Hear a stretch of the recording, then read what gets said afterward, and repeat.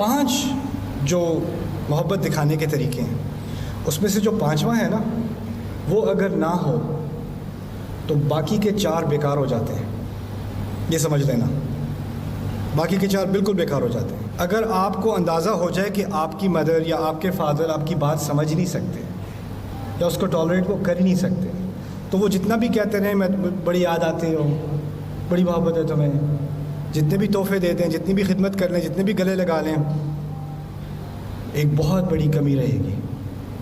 اصل محبت اس انسان سے ہوتی ہے جس کے دل میں آپ کے لیے جگہ ہے، جس کے دل میں جگہ ہے. پھر ان باقی چیزوں کے پیچھے کچھ معنی بھی ہوتا ہے، ورنہ وہ ساری چیزیں آرٹیفیشل ہو جاتی ہیں. چاروں کی چاروں ہوں. ہماری کتنی ساری فیملیز میں تحفے بھی دیے جا رہے ہیں، گلے بھی لگائے جا رہے ہیں، خدمتیں بھی کی جا رہی ہیں، لیکن دل میں محبت کا احساس نہیں ہوتا. کتنے لڑکے لڑکیاں مجھے آ کے کہتے ہیں مجھے تو لگتا ہے میری فیملی مجھ سے پیار ہی نہیں کرتی، مجھے تو بوجھ سمجھا ہوا ہے، میں تو بس ڈس اپوائنٹمنٹ ہوں، میرے ابو کبھی مجھ سے خوشی نہیں ہوتے. جب بھی بات کرتے ہیں تو اس کی چیز کی بات کرتے ہیں کہ جو میری ناکامیاں ہیں اسی کا ذکر کرتے ہیں، میری کسی کامیابی پہ خوش نہیں ہوتے. Nothing is ever good enough. تو ہم نے ایک ایسی انوائرمنٹ بنا دی اپنے گھروں میں. اب اس کا اثر کیا ہوگا یہ سمجھ لیں. یوسف علیہ السلام بچپن کی عمر میں ان کے ایک ہی ان کے اوپر جو مربی تھے، ان کے جو ان کی تربیت کر سکتے تھے، جو ان کی اصلاح کر سکتے تھے، وہ ان کے والد صاحب ہیں. اللہ تعالیٰ نے اس بچے کو ایسے ہولناک احوال سے گزارا ہے، اس کے اپنے بھائی اس کو مار مار کے کنویں میں پھینک رہے ہیں. کوئی غیر اس کو نکال کے رحم کرنے کے بجائے اس کو بوریوں کے تلے چھپا کے اس کو بچوں کے بازار میں لے کے جا رہے ہیں جہاں بھیڑ بکریاں بیچتے ہیں، اور انہیں کی طرح ان سے برتاؤ کیا جاتا ہے.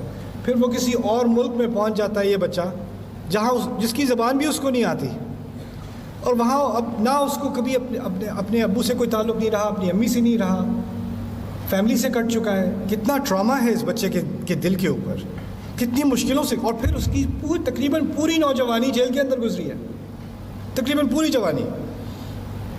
سوال یہ پیدا ہوتا ہے کہ وہ کون سا اثر تھا، وہ کون سی ایک چیز تھی جو یوسف علیہ السلام کے دل میں ایسی زبردست تھی کہ ان کا ماحول جتنا بھی خراب ہو، جتنا بھی ڈپریسنگ ہو، جتنی بھی مشکلوں میں وہ پڑیں، ان پر اس کا اثر نہیں ہوتا، وہ پھر بھی امیدوار رہتے ہیں.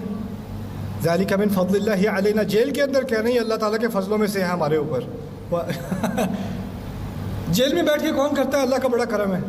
کون کہتا ہے؟ کیسے ان کا یہ آؤٹ لک بنا؟ کیسے یہ بنا؟ ایسے کہ جس باپ نے یہ دروازہ کھولا تھا نا کہ وہ آپ سے محبت کا اظہار 5 طریقے سے، جس کی طرف ہلکا سا اشارہ کر دیا، اور آپ ان سے محبت کا اظہار کر سکتے ہو. ایک دفعہ وہ محبت آ جائے، اس کے بعد جو ہدایت دی جاتی ہے نا، وہ 1-2 الفاظ بھی ہوں، وہ ساری زندگی اس بچے کے ساتھ رہیں گے. اس بچے کو بار بار تقریر کرنے کی ضرورت نہیں ہے. آپ لوگ فیملی میں کہتے ہو، میں تو اپنے بیٹے سے کہتی رہتی ہوں نماز پڑھ نماز پڑھ نماز پڑھ، وہ پڑھتا ہی نہیں.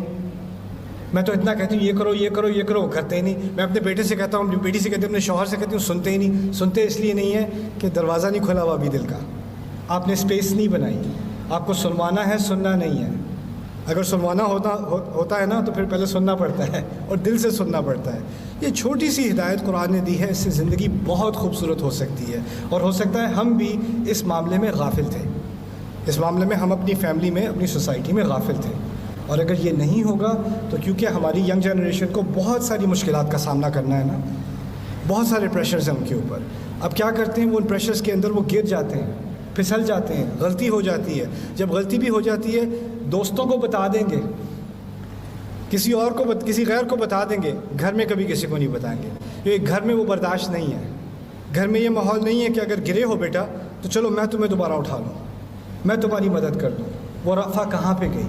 یہ یا ابتی، اتنا چھوٹا سا یا ابتی، اس پہ ہی انسان تدبر کر لے تو شاید پوری زندگی، پوری فیملی کی زندگی، آنے والی نسلوں کی زندگی خوبصورت بن جائے. جزاکم اللہ خیرا، بارک اللہ لی ولکم فی القرآن الحکیم، ونفعنی وإیاکم بالآیات والذکر الحکیم. السلام علیکم ورحمۃ اللہ وبرکاتہ.